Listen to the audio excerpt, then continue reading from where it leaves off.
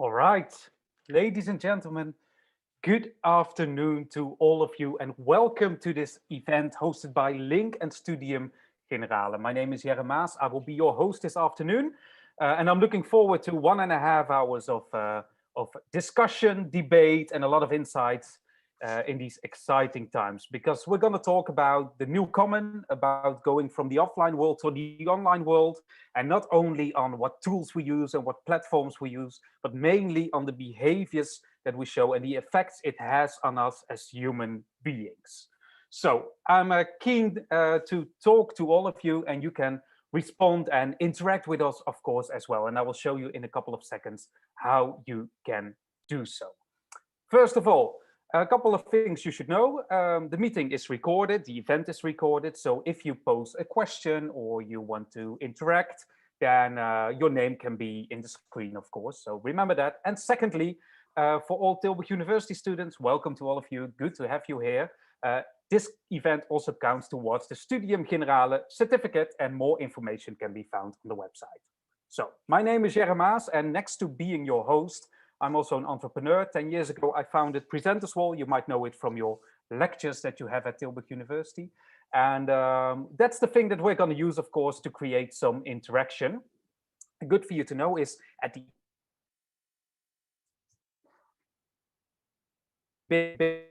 we released a new feature yesterday. So actually a little gaming feature. So I think you and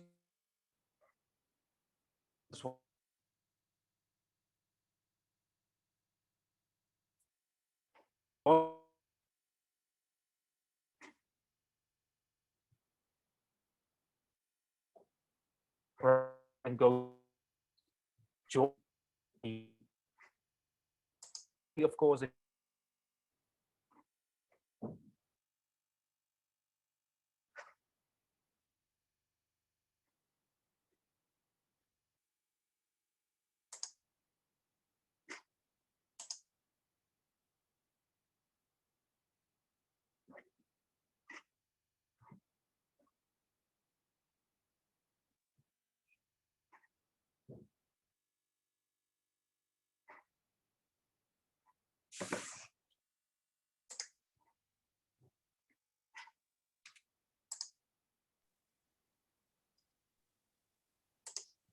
Let me check if we are still there.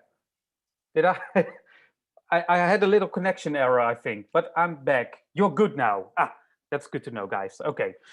I hope I'm back, and I hope everybody got my introduction. I'm not sure about that, but maybe my team on the Zoom meeting got my introduction so far. Morag, did you see my introduction? No, she didn't. Not really. Then I just start over again. Why not? We just start over again. What happened? Okay, guys. So welcome to this online event.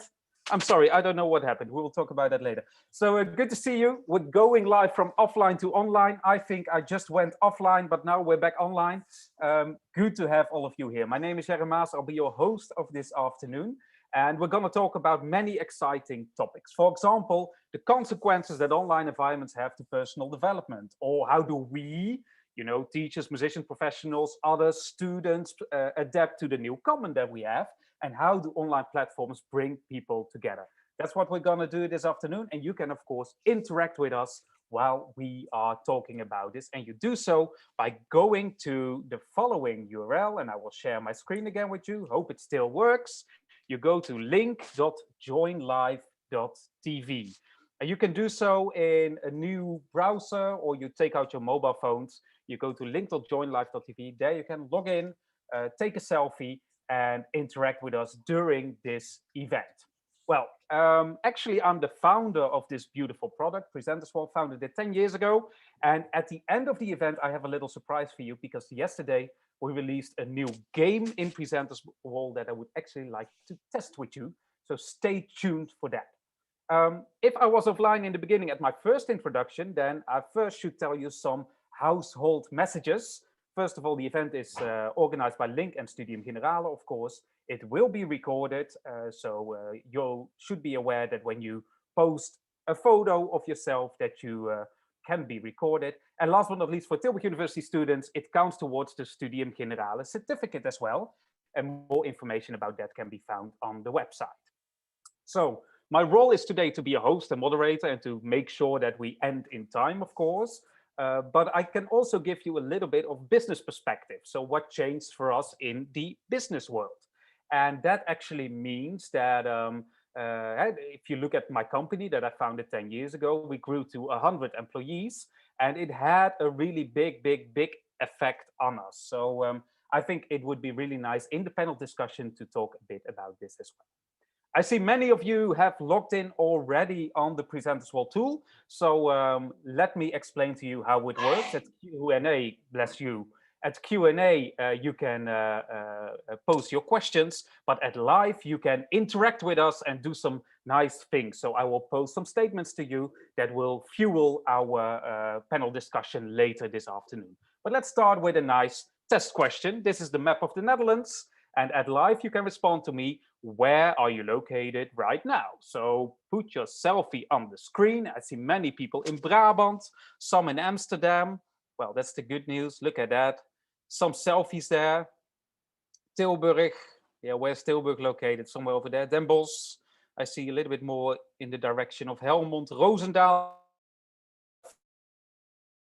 So some in. Let's come up to a more interesting question, I think, to all of you. Where would you rather be? So if you have the option, where would you rather be, ladies and gentlemen? Oh, some of you still in the Netherlands, but I'm sure that most of you want to travel. Japan, I see, Norway or Scandinavia. Oh, many people like to go to Japan. That's good. And some of you want to take a cruise all over the world. Australia, good. Well, it's good to know that. I hope that we can travel quite soon again, of course. Let me tell you a bit about the program that we are having for you this afternoon. We will first have a lecture by Professor Alexander Schouten, who is a professor at Business Communication and Digital Media. And he will tell us a bit more about social media usage, online collaboration, online impression management. That's are his subjects, of course, of research. And he's also an associate editor for the Cyber Psychology Journal of Psychosocial Research on Cyberspace. So a lot of cyber in there, and I'm sure that he will tell us all about his experiences over the last couple of months. Then we will have a panel discussion after the Q&A, of course, with Mr. Schouten. Then we have a panel discussion together with Professor Morag Goodwin, our esports commentator, Maurits Meeusen, who you all should know as the founder of Link, of course, and musical theater maker Vincent Dankelman, and of course, you in the end. So that's the program we have for you this afternoon. But first, I would do a final question to you guys on the Presenters Wall tool, and then I will give the floor to Mr. Schouten. So final question, I see, look at that. Many people are already here. Final question to you guys. What do we think of online meetings? Do we love them or do we hate them? Let's see the answers dropping in. Ooh, it's 50-50 right now, but it will change over time, of course. Most of you hate them. And it's my job to make sure that you love this one.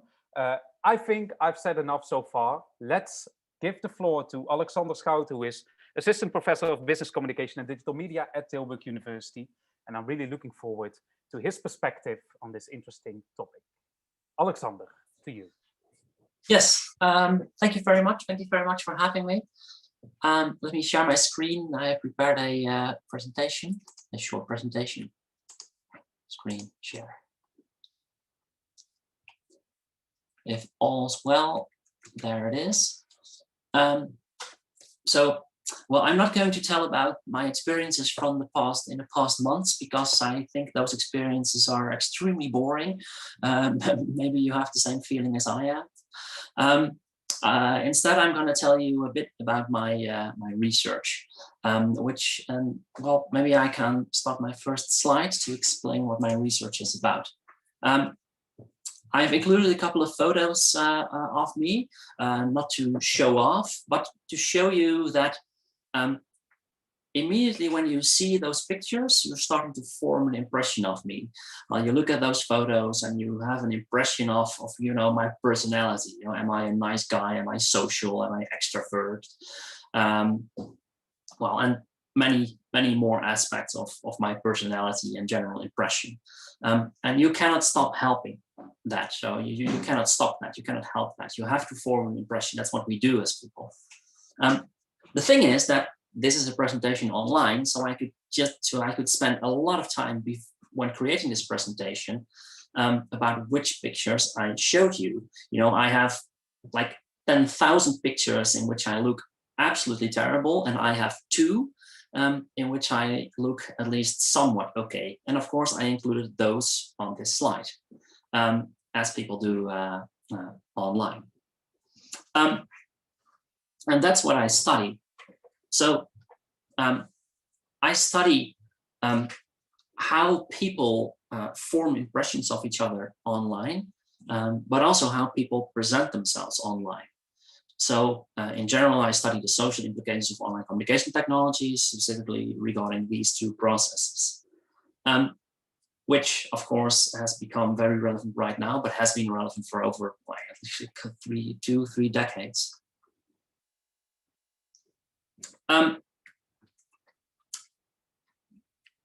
So why do I, well, I study this because I really enjoy it, and I also think it's pretty relevant to see how we form impressions of each other. And I want to show you a couple of examples of my research, and just with a general conclusion about what is different online from offline when interacting with others. So let's start with this. So if you really think about how is exactly online communication different from offline communication, it basically, well, there's a lot of research about it, but it's basically boils down to these 2 characteristics. So first of all, when compared to offline communication, we have reduced cues, as we call it. So there's generally less information available. So if you can see me now on a small screen, you see my head, you see maybe a bit of the background, and that's it. But you don't have a complete picture. So especially, so for example, if you game and use an avatar, or if you talk with each other using you know, Discord, or even with text-based chat, you will still have less and less information. So that's one. The second one is that, well, not really now, but sometimes communication online is not really synchronous, so at least not as synchronous as face-to-face communication. And those 2 aspects of online communication may have a lot of effect on how we interact. Well, but how? Well, there are basically 2 processes at work. So first of all, there's kind of a more psychological, cognitive consequence of this of these settings. And that is what we all know as anonymity, and maybe you've even heard of reduced social presence. So the more psychological, the psychological feeling of feeling distant. So even when you communicate with each other using video conferencing, there's still some distance because there's physical distance, but there's also psychological distance. So you see someone who is framed, who is in a screen. So we in general feel as if we are talking less to a real person than we would feel face to face. And that's what we call social presence. So that's one, and that may have certain consequences, which I tell you a bit more in the next slide. But there are also strategic consequences. So like I said in the beginning, I have control over cues and I have control over time. I can think about what I say when I use WhatsApp, or when I use, or when I'm on an online dating site, for example. I have control over the pictures I choose to display on my LinkedIn profile or whatever. I can create and craft an avatar just the way I want. So those are the strategic consequences, and those may also have effects. So to start with the first one, there's been a lot of research, especially older research, which is kind of negative about social presence. Because basically all those other research says that online communication is bad, okay? So it's because you lack cues, there is reduced social presence that leads to a thing we call de-individuation. So you see other people less as people and more as a kind of an object, or maybe sometimes even a machine. And that may have several consequences. So, well, if you have ever been on a YouTube comment section or have ever played a game online, which you probably have, you can sometimes see this or often see this in real life. So you have flaming, you have thing called disinhibition, people just saying whatever they want. And that's what some people say is a consequence of that reduced social presence. And that's true, that may sometimes happen. So sometimes you end up in a flame war because it's just easier to do that online than offline when it can have real life physical consequences. The fun thing is that more recent research has shown that it's not always the case that it leads to de-individuation. So you start flaming because you don't see people as real people. More recent research actually says, well, no, it's actually because if you have less information, but the only information you have about someone else is like stereotypical, then you start behaving in terms of those stereotypes. And that can go both ways. So it can have negative consequences because you clearly see, or maybe more clearly see, people as an outgroup. But it also helps. So if you game, but we also observe this in other online communities, you feel a real strong connection to the people in your party, for example, and maybe even stronger than you would offline. It's for the simple fact because you don't have that much information about the people in your community or in your group. But the only thing, or one of the most important things that you do know, is that they're part of your group. And as a consequence, you identify with these people and you're more inclined to cooperate. So that's a positive consequence. Well, a negative side effect is that because if you feel really part of your group, then you also automatically feel less part of other groups, and that may result in flaming behavior. But in general, more recent research says, well, actually flaming could be seen as a kind of an in-group behavior. You know, if you play Call of Duty, you are not going to request friendly, so could I please go there? You say some stuff about someone's mom because that's what you're supposed to do. That is part of the identity of that group. So that's really short. I can teach you a complete course on this, and I do. That's really in short something about the cognitive consequence. So then something about strategic consequence, which I study a bit more these days.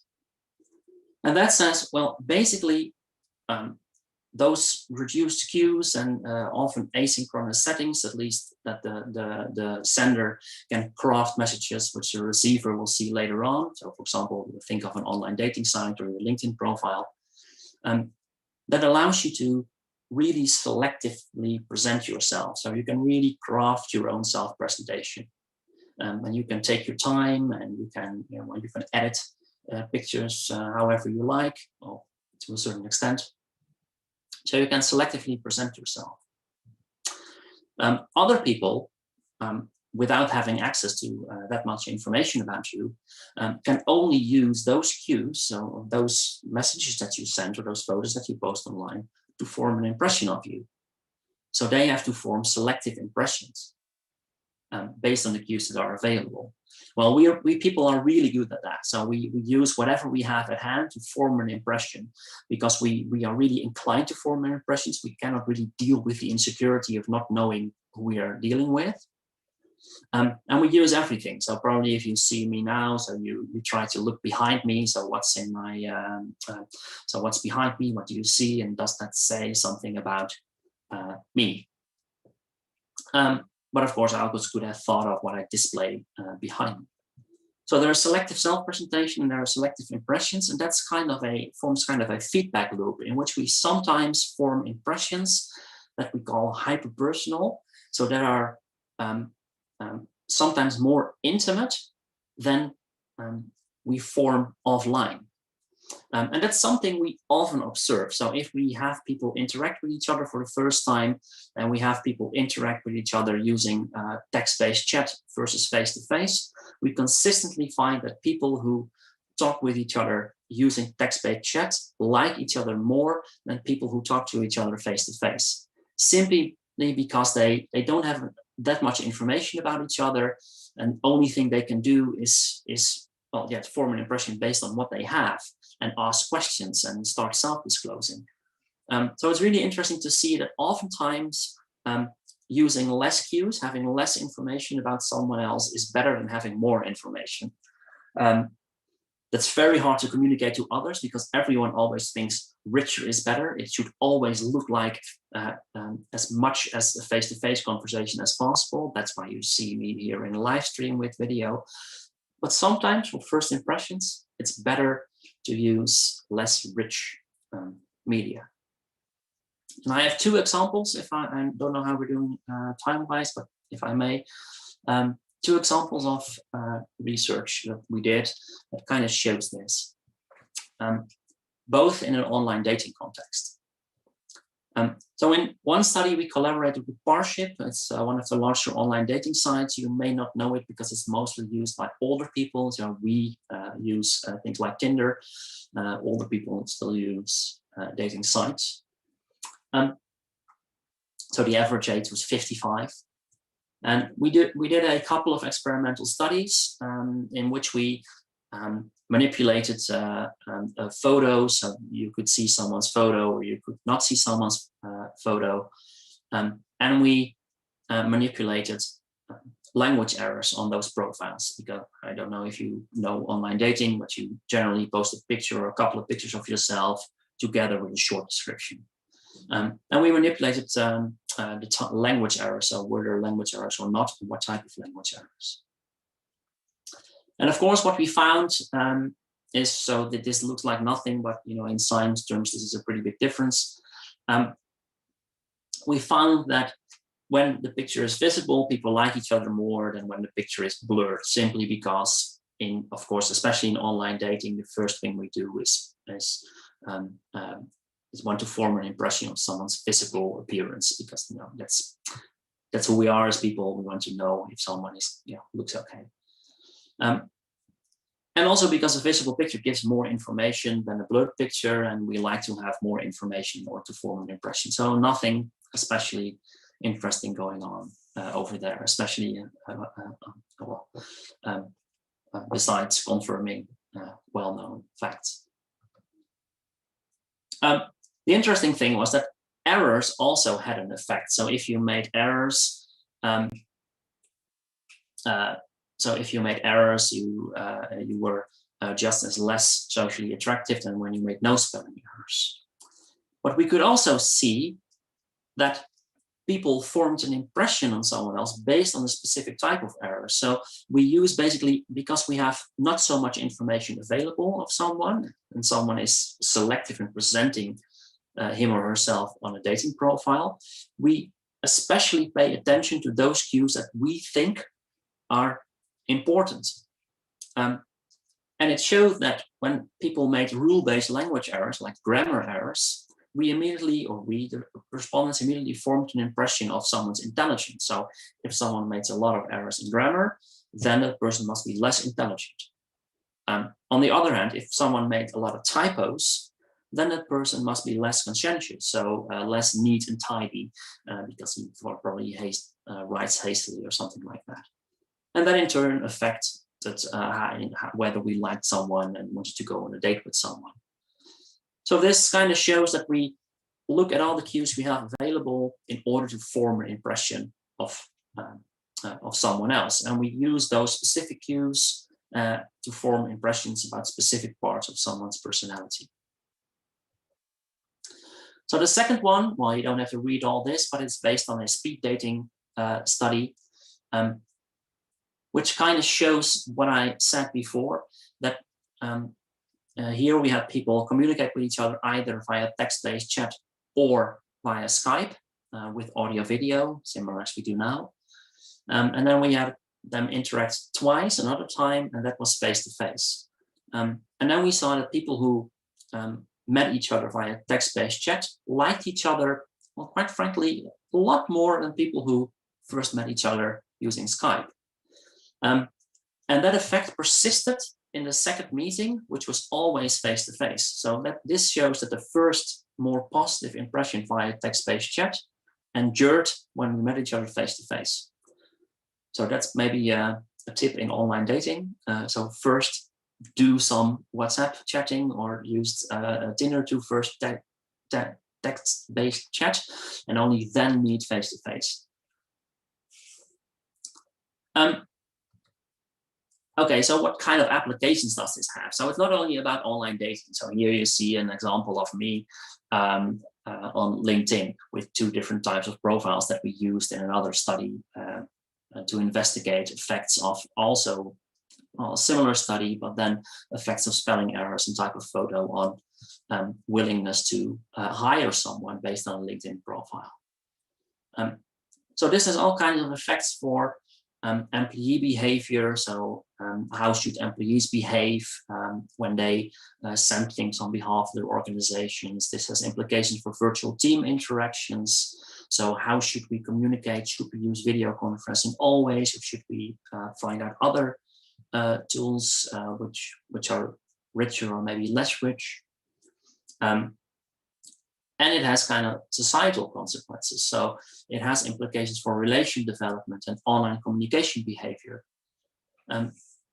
But there's also a lot we don't know, and maybe some things we can discuss now, because we don't know that much about the long-term effects of online relationship formation. For example, what happens on the long term when people date online? Are those relations just as good or maybe even better than relations that started another way?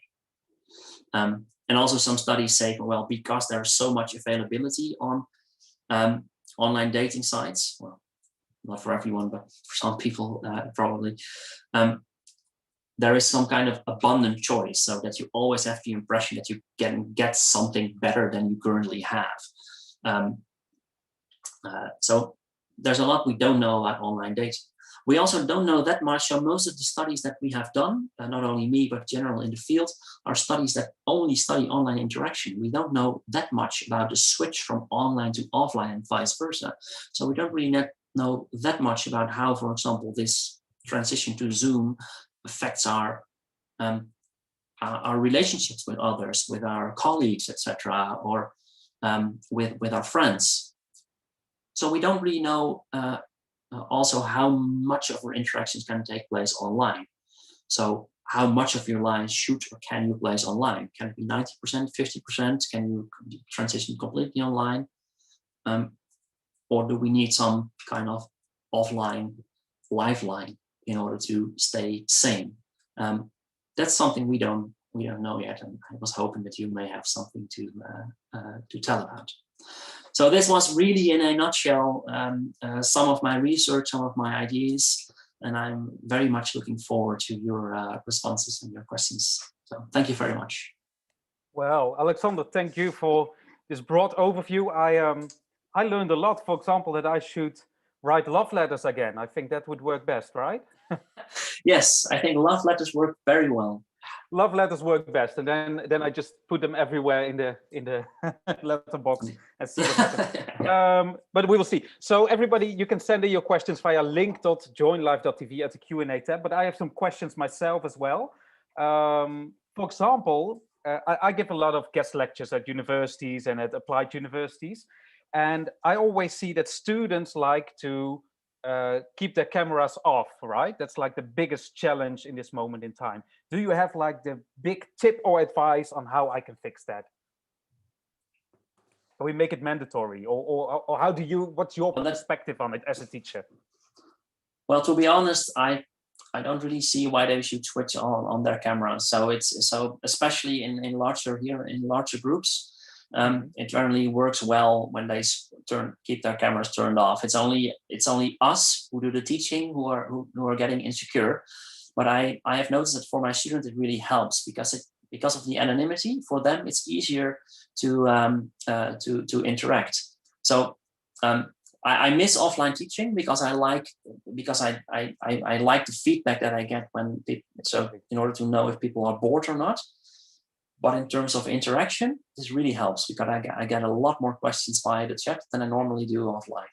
Yeah, I can imagine. But I think that's the thing I wanted to reflect upon, that it makes you maybe a bit insecure, right?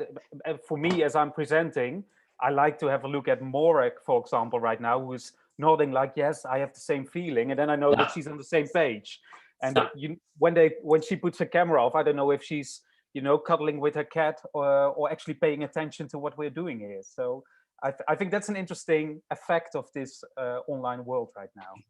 Yeah, we do. So it basically boils down to the whole impression formation thing. So we want to use as much information as we can to form an impression.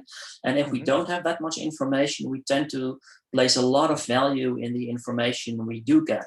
So when suddenly someone else's camera switches from on to off, we immediately think, oh, that person has stopped listening or is getting a cup of coffee. But that doesn't necessarily have to be the case, of course. So it's just our tendency to use everything we have and to be insecure about the impressions we have. Yeah, to use every cue that we can have access to. Something else that I reminded myself upon a couple of weeks ago, and I think this is something with the strategic consequences, is that we create multiple channels, right, in meetings right now. So, for example, when we do a pitch for a big assignment, and we are with 2 or 3 people that are presenting, then I can send them a text message in between saying, oh, skip slide 7, 8, and 9, because they don't want to go into that direction. So we have this secret communication channel that influences our business meeting. Do you have any thoughts upon that? Yeah, that's really something I'd like to study, because it's this. So up to now we've only focused, on offline and online communication and single channel use, and I don't know that much about multi-channel effects. Besides that, there is a lot of research about in and out group and subgroup. So especially if you have meetings with more than one subgroup, so you chat with people in a subgroup, you really quickly get the tendency of in versus out group behavior. So us versus them, and that has been an issue for a long time in organizational virtual teams as well, and not something that's easy to solve. No, but it's interesting, right? You cannot do the kick under the table anymore because you're not at the same table, but you send each other a message like, watch out for this. I actually had an experience a couple of weeks ago with a political party who had like the big conference. And then they found out during the meeting that there were subgroups chatting with each other, trying to influence the votes during the conference. And I think that's quite interesting, because normally in a big hall or in a big event venue, they would never be able to do that. They just vote and then we see what happens. They have to do it up front. So I think we have like many new channels and new things that actually have a lot of strategic consequences as well for this. Yeah, this will not disappear. So I think even after, if we go back to big face-to-face conferences, people will still use their phones to chat with each other. Of course, I think so too. Okay, I see that we didn't have any questions so far, so then your story must have been really clear. But I also think that everybody is really looking forward to, or terrible. That could be the case as well. That could be the case as well. I think it was really clear and interesting to see what your research is focusing on. But I think many of the viewers are also waiting for the panel discussion, of course. Is there anything you would like to share with us in the end, Alexander? Final remark. Well, I think I said most of it in my presentation. I'm just really looking forward to other people's responses and questions. Exactly. Okay, so don't be afraid. You are almost anonymous sending your questions and your responses via the Q&A tab.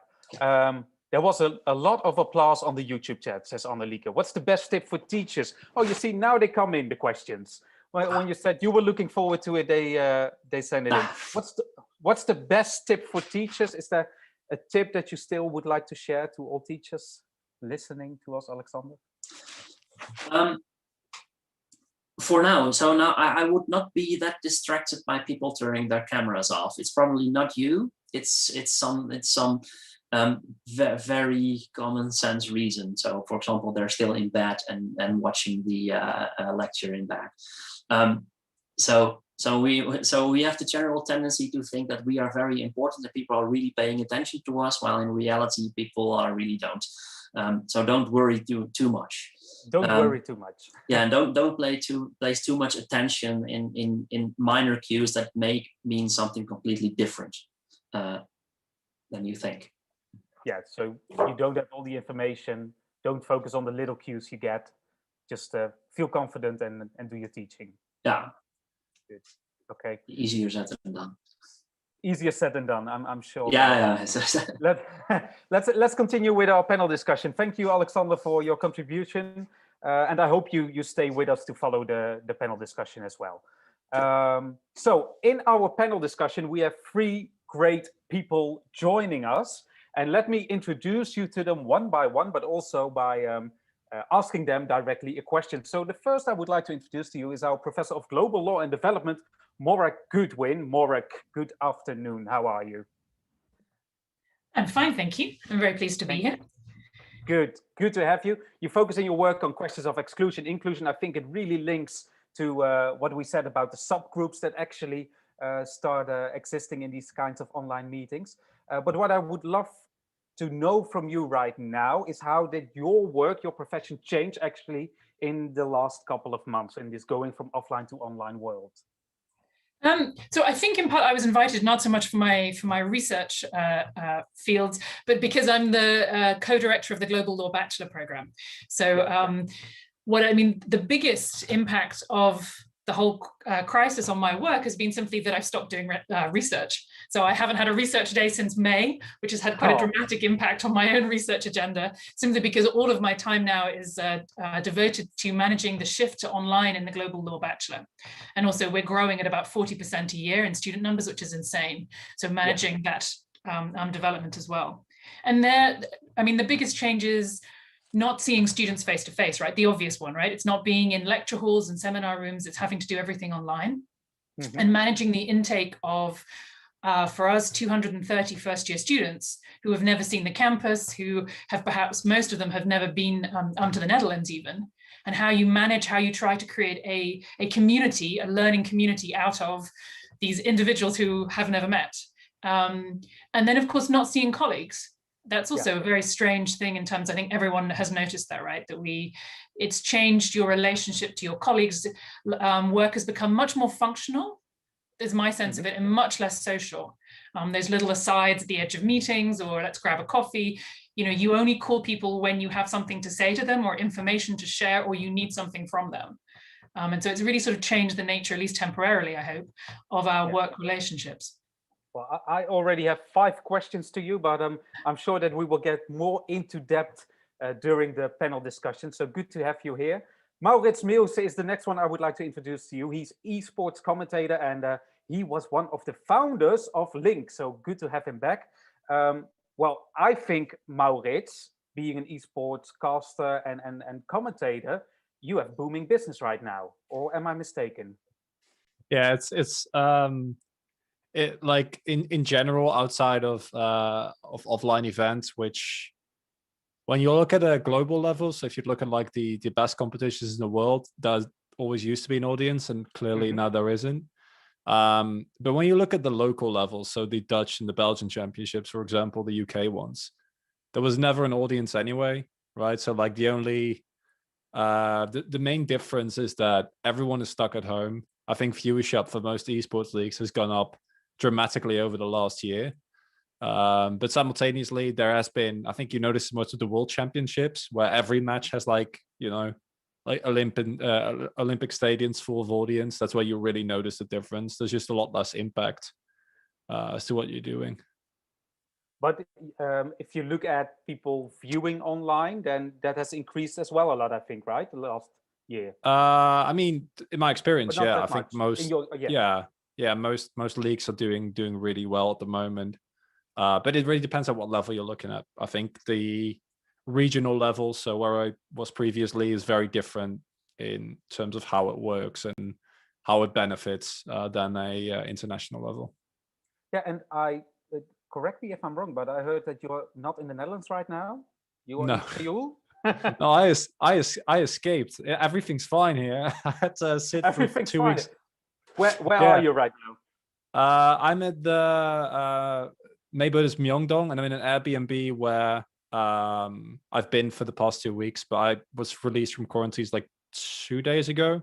Okay. So I have been outside. It was great. I'm very happy. It's really weird because outside of everyone wearing masks, you can go to bars, right? Like restaurants are open till 9.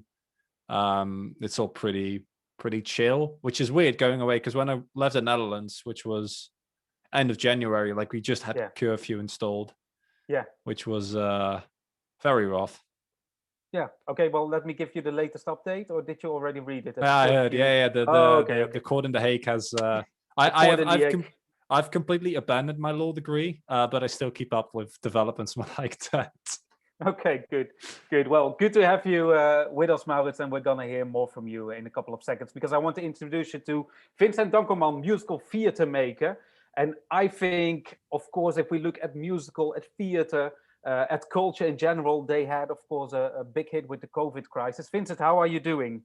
Yes, well, it's strange because I'm doing really fine, but arts in general isn't. No.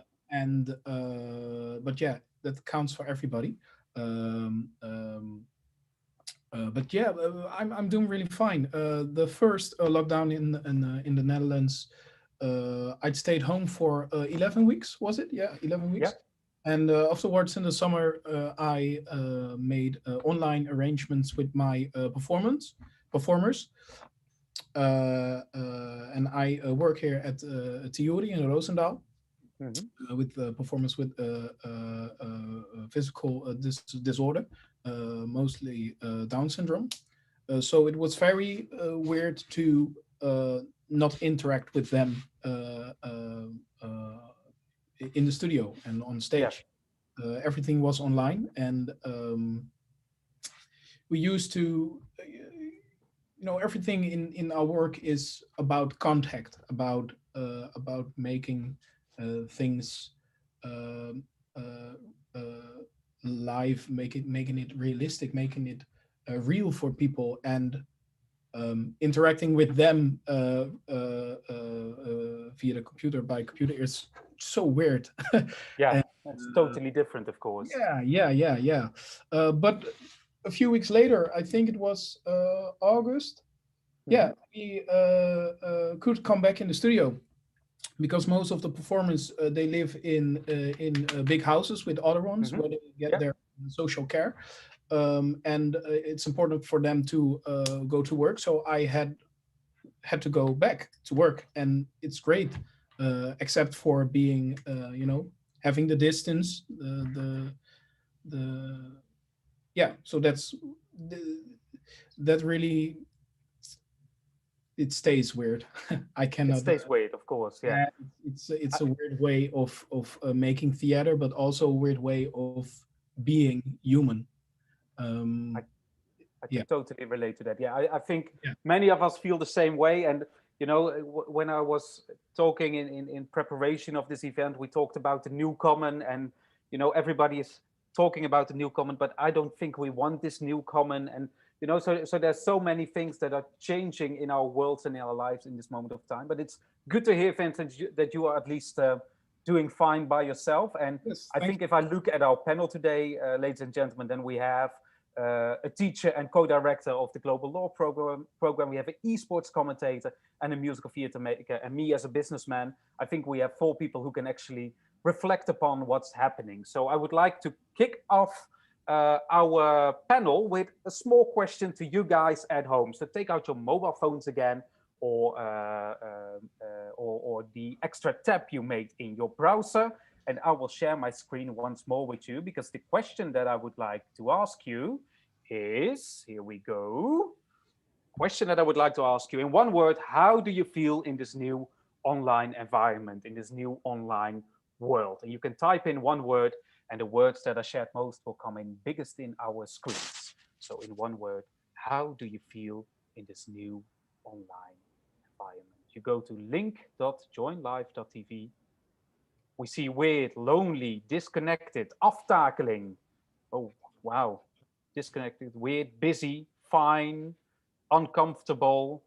So in general, guys, in our panel, I see many negative words. Can we come up with positive things of this new online environment? Morag, can I start with you? So in terms of positives, it's more restful. That I find. So, there's less obviously travel to work, even though I don't live that far away. Some of my colleagues live very far away and in different countries, so they have to travel, say, from Switzerland or Germany every week. I'm only 20 minutes away, but still there's less travel time. And also it's more restful in that in many ways, communication is more structured. So you have your online moments and then you end the meeting and then you can get up and wander around and, wander outside. And so most days when I'm in the faculty, I'll be in the faculty by 7:30, 8 o'clock in the morning. And then I don't leave until 6. I literally do not leave the building. And you don't necessarily realize sort of how that has an effect on you, right? And so I come home feeling very stressed, even though I cycle home, and that I don't have now. So I would say it's more restful in that. So that's definitely a positive. It's calmer. Okay. Has all the negatives too, of course, but it's definitely calmer. It's definitely calmer. I see some other people also saying gamer time. I think for the Link people, that's like the big added value, of course. But also somebody amazing because you can multitask and sort your own activity. It isn't one word, but it is. I think it's also a positive thing, right? It's easier to multitask right now. I mean, you can start baking bread at 7 o'clock in the morning, and and keep going back to knead it at all the right intervals while still doing, most of your work, right? It has advantages, yeah. It has advantages, yes. I think, Maurits, if you look at our word cloud here, what strikes you most? What word stands out to you? I think weird is very appropriate. I don't know, like I still haven't gotten used to it. Now, in my case, it's also a little bit different because my job is pretty non-standard as far as they go, right? Because it's I'd reckon it's more akin to theater than it is to it's more of a, because it's a performance job, right? So you don't have the classic benefits that normally would have, because I don't have the benefits of as Morag was saying, being able to still do the work like from 9 to 5 and like get a lot of stuff done. Because I don't really have downtime because you're a freelancer. So there's always like gaming happening somewhere that I need to watch. You should watch me. Because you can Are you really good? No, I'm not. No, not at all. But maybe that's even the better show because I'm really bad. I mean, that depends on what you're playing, but there's entertainment value in that as well. But I think weird is the best one because even me, I'm not a party animal, right? Like I founded the Nerd Association, and my full-time job is talking about video games. So like I'm not necessarily the life of the party. But even I miss going out. I was in a bar for the last time in what must have been a year this Saturday, and it was great. That was a very weird feeling for me. I can imagine. Vincent, for you, the same thing, right? You also have like, you're related to performance. You don't have an audience right now to watch the things you make. Are there still also advantages for you that you see in this online environment? Yeah, well, one advantage for me was that in context of relationships Alexander talked about, I had a new girlfriend, a new relation. So we spent a lot of time together. And for the 11 weeks we were together, and that was great because she's a gamer too, like I am. And we could game. We have games, everything. So that was great. And, it apart from being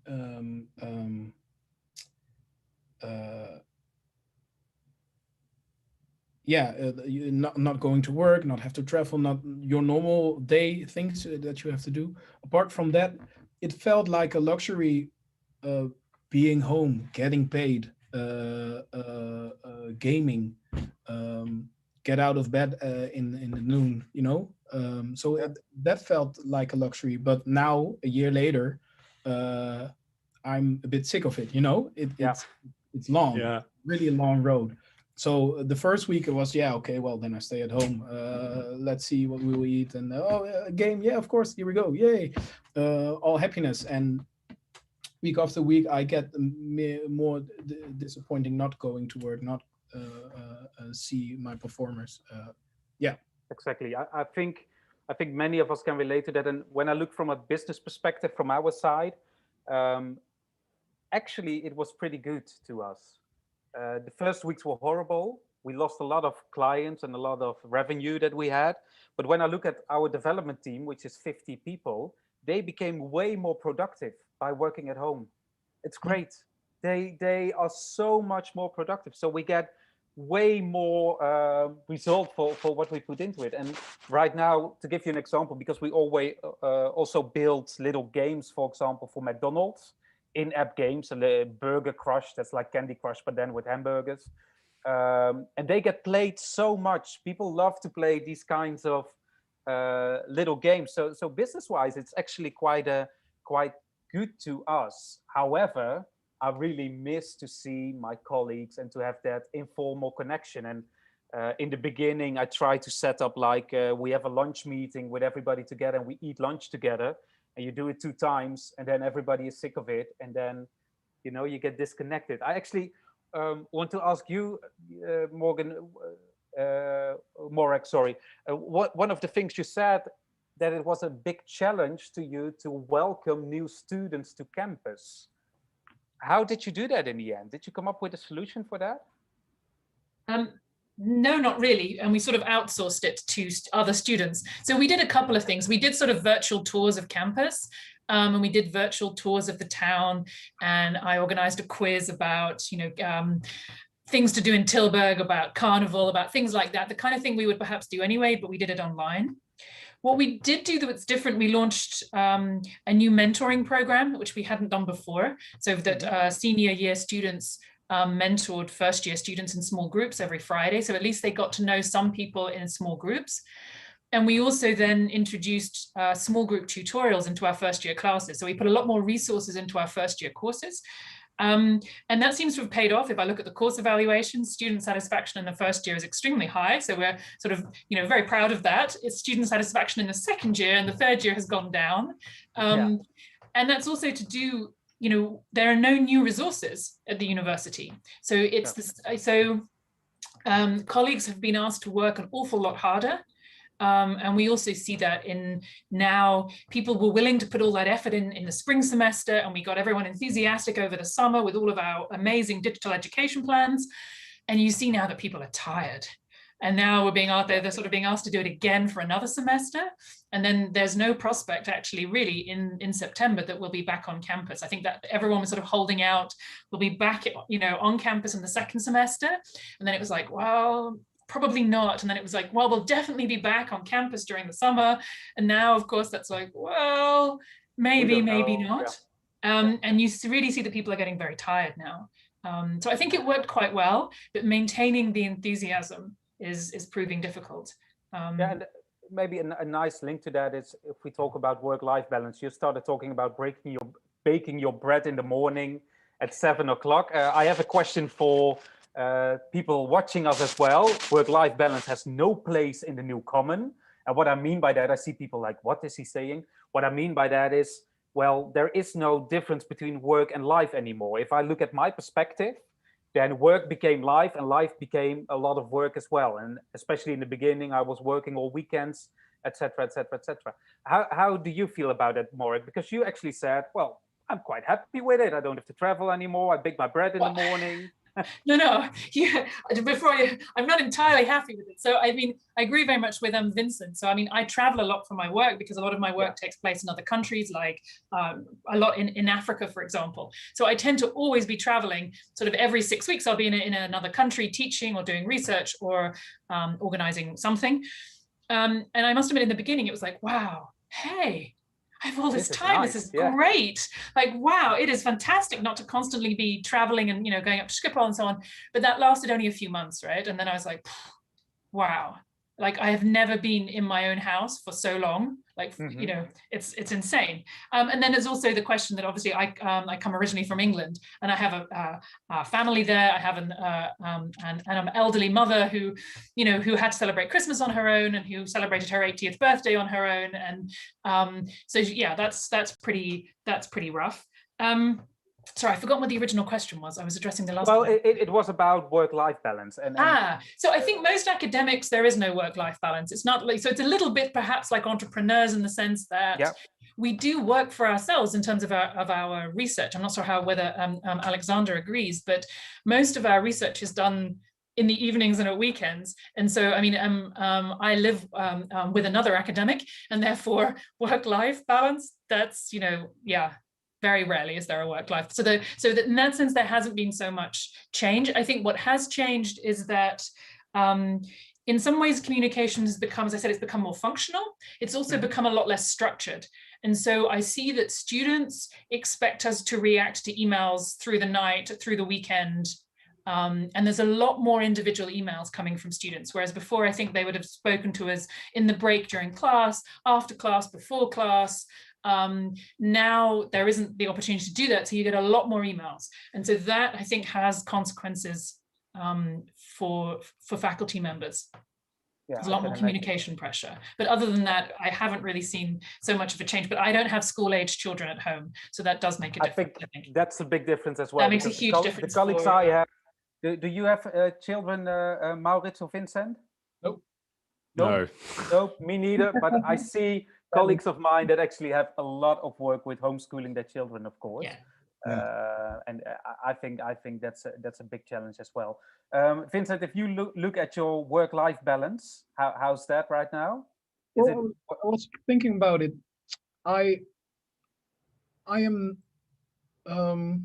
not that creative anymore because of the social aspects. Going to a bar, I love see a football play. I'm a big fan of Feyenoord.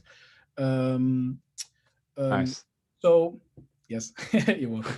So, but all those social things went away. So, and there's all my creativity comes from other people. So even if I work in the studio, I don't go out. I don't meet new people, talk to new people, see different, hear different perspectives. I only hear myself talking to my performance or my girlfriend and I in a discussion, but not much more. So it has an effect on home because I wasn't that much home. I was always going out because the outside world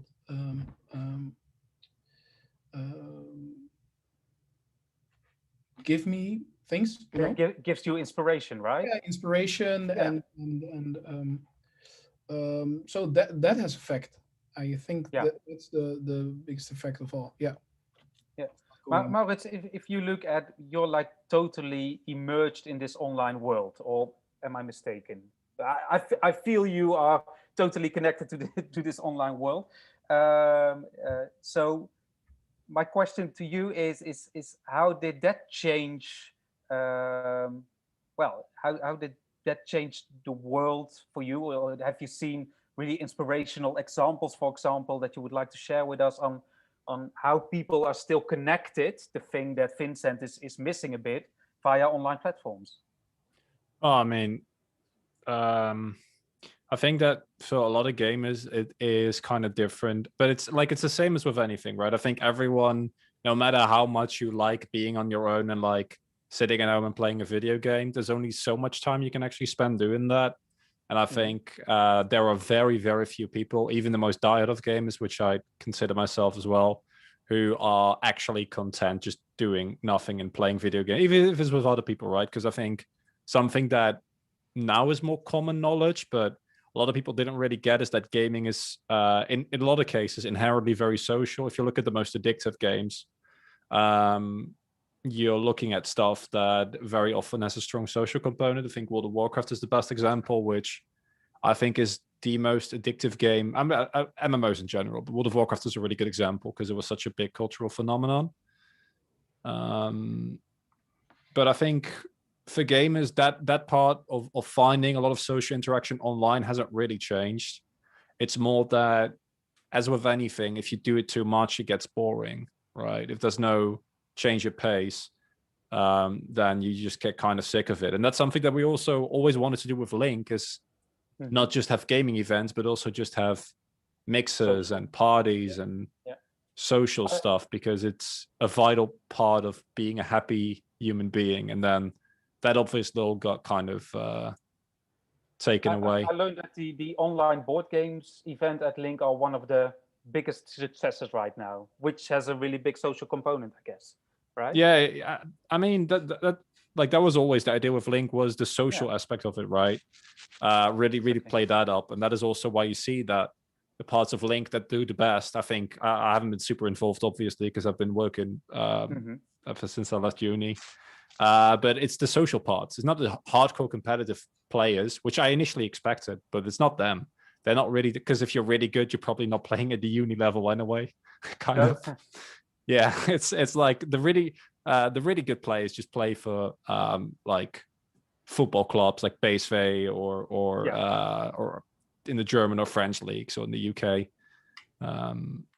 So it's a little bit different. But yeah, the social aspect of gaming is like still very much on the forefront. I don't think it became more prevalent. I just think it became, by comparison, less effective, if that makes sense, because you need to balance it out and you can't do that right now. I got an interesting question from Annelieke replying to you, Vincent, when you say we are more and more in our own bubble, right? Where it was something that was happening also before COVID, I think, right? We became way more individualistic. But on the other hand, we have so many people watching the same event at the same time. We brought for example, in the beginning of the COVID crisis, we organized an online pub quiz with our team where 2,500 people shared their photos. We did an Efteling quiz with 30,000 people joining at the same time. So you can also see that there are many new connections made and way broader, that we are way more connected than before. Maybe a question to all three of you. How do you see those two things balancing out? How can you respond to that or reply to that?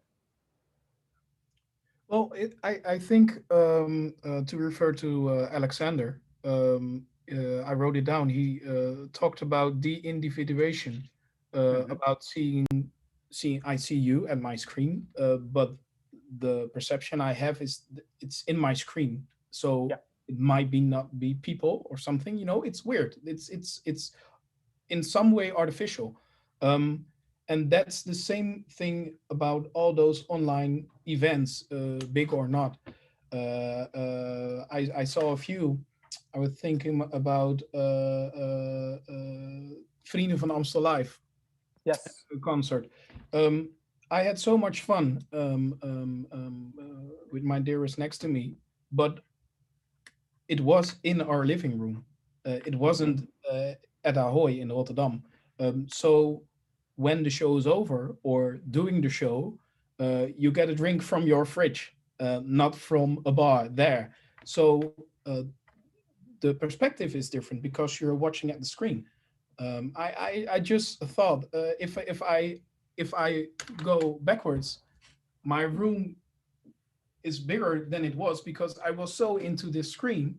But so even you, for me, you are alive. You are somewhere else, but the connection we have is so much different because you are not really in front of me. So even if we see each other at big events or online events, I think it's so difficult to feel the connection to others. But when you look at, because you said Vrienden van Amstel Live, for example. Yeah. What I saw during the live stream was I was chatting with my friends. Oh, really cool. Nick and Simon. Yeah, Nick and Simon forever. There was connection because everybody was doing the same thing. And normally I wouldn't go with my friends to Vrienden van Amstel Live.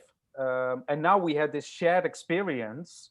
And of course, I would have loved to have them at my home or, to have this experience even more stronger. But you also feel connected. For example, right now with the carnival, I'm more connected to my friends than I am in other weeks just by telling them, okay, we're gonna watch the Vulgaire live stream tonight. I know you hate carnival. I see I see Morag is looking at me. This is a horrible guy. Why did they ask him? But it's okay. No, but you know, so it also creates new connections in, for example, watching a Netflix show together with Netflix Party. So there are new ways in which we become connected as well. Yeah, well, there are new ways, and you're right about that. But I personally think, and maybe that's my closed opinion, that we as human need the encounter with each other. Yeah. So I always say to my performers, the body never lies, because it doesn't. But No. I cannot feel anything except for my cold MacBook. Yeah. Well, it's warm now, but you know, You feel connected. so Yeah. it's yeah. I think it is. In some ways, we are connected to each other more than we used to be, but going out to a park, well, you can do that now. Yeah. But seeing a play, go to a festival, you know, the connections we used to get, so much more warm and full of social. Exactly. Yeah. I see And Alexander wants to reply to it. So join the panel discussion, Alexander. Yeah, I thought it was time to switch on my camera again. So if I can add to that, so I well, two things. Maybe start with a fun example. When I saw, so when we first were in lockdown and then we got out of it again, there were suddenly all of those plastic screens everywhere. So when you had an interaction with someone in a formal way, there was a plastic screen in front of that person. And I kind of observed that for a while. And you see, and I did that myself too, that people don't stand in front of the plastic screen, but they are going to the side and trying to look around the plastic screen. So even when you are face to face and there is just a piece of glass or plastic in front of you, then even then we feel less face to face. So we feel less of a presence than without the screen.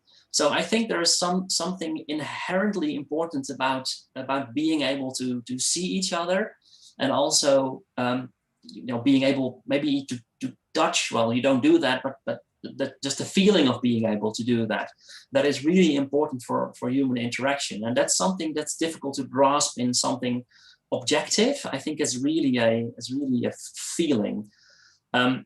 So that's one. And also in response to what you said, that it's really fun, you know, to watch Vrienden van Amstel or something else and talk to friends at the same time. But I think those are different kinds of social connections. So you have more of like the group social connection, identifying with my group of friends, and really like the interpersonal connection with more, which is more intimate and normally would be, you know, you standing more close together as well, physically. So I think those are two things, and we probably need both in order to be happy in the long term. Yeah, I totally agree. Good that you joined the panel discussion. Stay with us for a while, because we actually have a question from Lisa as well to Morag and to you, I think. What do you think that students could actually do in order to make the online teaching experience better? And we're not talking about sending you bottles of wine and stuff in front of the lecture. What can students do to help you guys? Morag. So I'm very glad that Alexander's rejoined us, because I was really struck when you were talking about the cameras, right? So my first reaction would be turn your camera on, right? Yeah. That would be the first thing. And so I'd be really interested to hear what Alexander has to say, because I had to draw up rules for online learning the beginning of this academic year as program director. And the first thing was get out of bed, put some clothes on and turn your camera on, right? So we made it compulsory. And if you don't turn your camera on, we throw you out of class. And I was really struck by you saying like, this is not necessary and so on. And I was sort of thinking, why did I feel so strongly about this, that I was willing to, you know, to have a rule that threw people out of class? And I think the answer to that is, I mean, I'm now questioning it, you'll be pleased to know, but I think the reason was that we want, and it relates to something that Vincent was saying, we want to create despite all the difficulties, you want to create a sense of we together, right? There's different kinds of we. And I think this is what also Vincent was talking about, but you as well, Alexander. So there's the we do things around here, which means individuals behave in a certain way. We're not doing anything together, or say we cook dinner at 7 o'clock, for example. Could mean lots of individuals happen to cook dinner at 7 o'clock. But there's also the we cook dinner at 7 o'clock, which is mean we together cook a meal together, sit down and eat the meal together, right? There's different kinds of we. And what we're trying to create by turning cameras on is to create some of that old sense of being in a shared space, being in a shared learning community together. That we togetherness is what we're trying to create, I think. So I would say, get out of bed and turn your cameras on will be the best thing you can do to help us. But I don't know. I'm curious to see what Alexander says in response. Yeah, well, I do that. So the courses I was talking about were courses with like 160 students. Yeah, no, same here. But when I teach but when I teach a work group session with like 30 people or so, I always tell them to turn their camera on. Just for the feeling of we, not specifically me, but just for the students together, having a feeling that they're there together. So that really helps. And I but I don't make it mandatory to turn the cameras on, but I do really appreciate the feedback in the chat. So even if something is not clear, or at the beginning, just a short hi, or a thank you afterwards, so that I at least know that some people have paid attention, that really works. And bottles of wine, by the way. Always good. Bribery is cool. Yeah. We have nothing against bribery. We heard that before right. the exams are graded, right? No, but I think the interesting thing that you said, Alexander, as well, is that when they don't turn the camera off and you have this feeling of being anonymous, they are way more inclined to ask questions, to reply, so there are also upsides on not turning a camera on, of course. Yeah. And, well, but in Zoom, you can still turn the camera on and then participate in the chat, and I still don't know who you are exactly. So, okay, so there are many things you can do. Yeah, but it's good to be aware of it. I actually want to stay a little bit with student life in Tilburg University. There was a recent research that says that 65% of Tilburg University students prefer a combination of online and offline of their classes. And well, I think we also have like this digitization, this run that we increased and improved so much the last couple of months.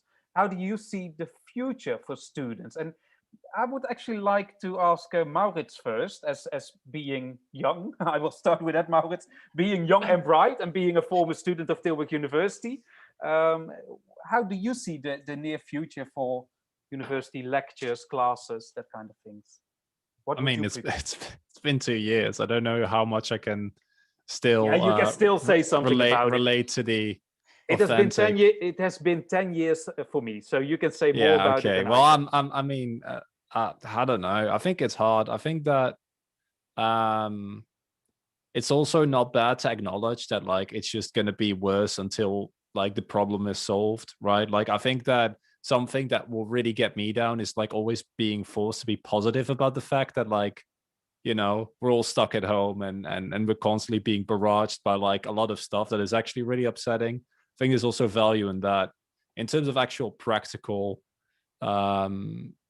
things that you can do, I think that at this point we see that a lot of these social things that can be done online are kind of like they've already gone through like everyone has already talked about like a honeymoon phase, right?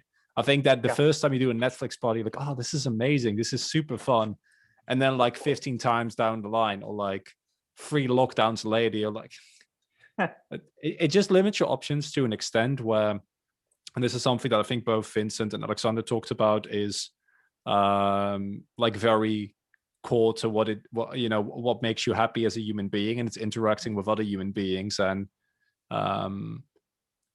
even in some of the best scenarios of online interaction, so that'd be like, I think anyone who's played an MMO and has had like a guild that they've done stuff with for months or years can kind of relate to this.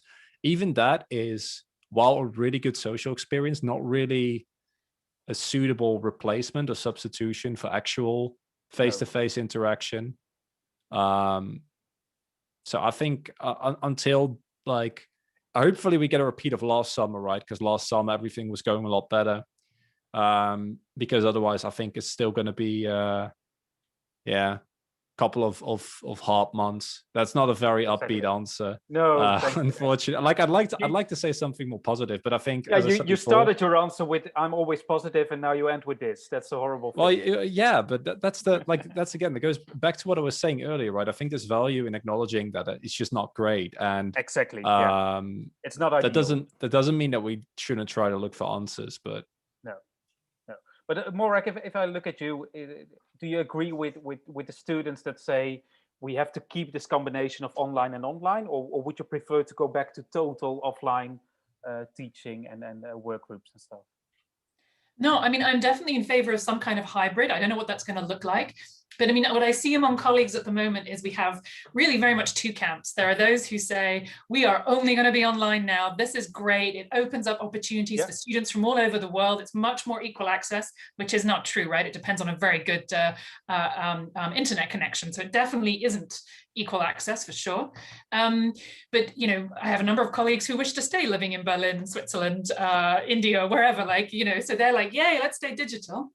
What we see from our students is, you know, because we have 70% non-Dutch students on my program, and they choose our program, obviously because it's brilliant, but they also choose it because it's in the Netherlands. Like they want to come to the Netherlands, they want to come here, and they don't want to sit where they are, and, you know, they want to experience life in another country. And so they really very much want to come to campus. But we have, I mean, this has been a great, before I was program director, I had some horrible title like educational innovator for the faculty. It was a horrible title. And it was almost impossible to create educational innovation among colleagues, right? It was just 2 hours, lectures in a classroom. And what has been good, I agree with Maurits, we should also recognize that there's a lot that is really shitty about all of this. But what has been good is it has forced us to rethink how we do education. Right? And I would hate to go back to the 2 hour, here are my really dull PowerPoint slides, I'm going to drone on for 2 hours and then that's it, right? So now we have to use more tools, it has to be more interactive, more participation. You know, knowledge transfer should remain asynchronous. Why can't students study knowledge clips, these sorts of things in their own time, and then only come together on campus for the really interactive, you know, application of knowledge, deepening of knowledge, those sorts of things, right? So I definitely want to see a hybrid form, and I want to see the students back on campus, right? I really do miss, I mean, I occasionally go to campus. Yeah, it's really depressing. It's totally dead. Everything is shut. There's nobody there. And so, yeah, that sense of we togetherness of the campus again would be nice. Good. I think, Alexander, you can relate to that, right? Yeah, I miss the campus and my colleagues, and I also think it's very important for students to have to be there offline. So especially for our first years and our master students who come from somewhere else, they've never. So this cohort has never even been to campus in this year, which is terrible. So it should definitely go back offline, but as such a hybrid combination in which we record or stream lectures, I think would be very welcome. And also the more interactive stuff we are experimenting with, I think I hope it's there to stay. I hope so too. So to all students watching, your teachers do miss you. They want you back on campus and they love wine. That is the conclusion of the panel discussion, I think. And I would like to start rounding things up. And I promised you an experiment in which you would feel connected. I have no idea if it will work, but we will start doing that experiment in a couple of seconds, but not before thanking our panel members, of course, and Alexander for his really small lecture at the beginning of this meeting. So Morag, Maurits, Vincent, Alexander, thank you. And please stay with us for the experiment that I would like to do.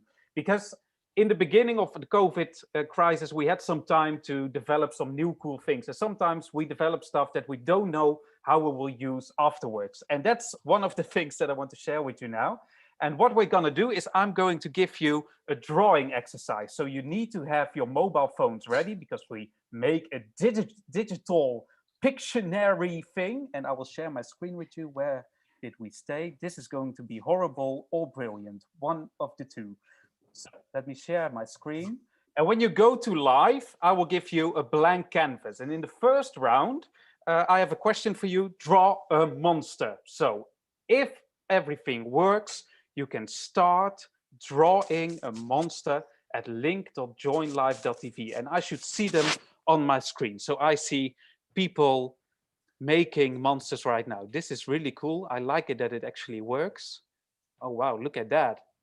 Okay, make beautiful monsters. We're not gonna choose the most beautiful one, but it's a challenge, because what I want to see, and I will give you some time to, somebody started over again with drawing the monster. What I will do in the second round is I will get you a co-drawer. So you are not connected with each other, but my question to you is, can you cooperate in drawing the monster together? I have no idea if it works. I'm really looking forward to it. I love this view. I have to make a print screen of it. Yes, I want to save it. Okay, we've never done this before. I'm getting really excited about this. Thanks for your monster so far. Let's go to the second round, in which you might be linked to another person. And let's see if you can draw a monster with the two of you. So start over again. You first have to know, where are you located? And can you cooperate? How does this work? I have no idea. And yeah, okay, I see. So somebody is drawing and then somebody else just starts drawing a monster over it. This is horrible. The idea was great, but the results are horrible, I think. But the thing is, when you develop these kinds of things, and I know you are gamers, what I would love is, do you have like a concept in which we can use this? So what we can do with the tool is we can actually link you to multiple people. So when I do this again, I can say, okay, we're going to try to draw a monster with the 4 of us.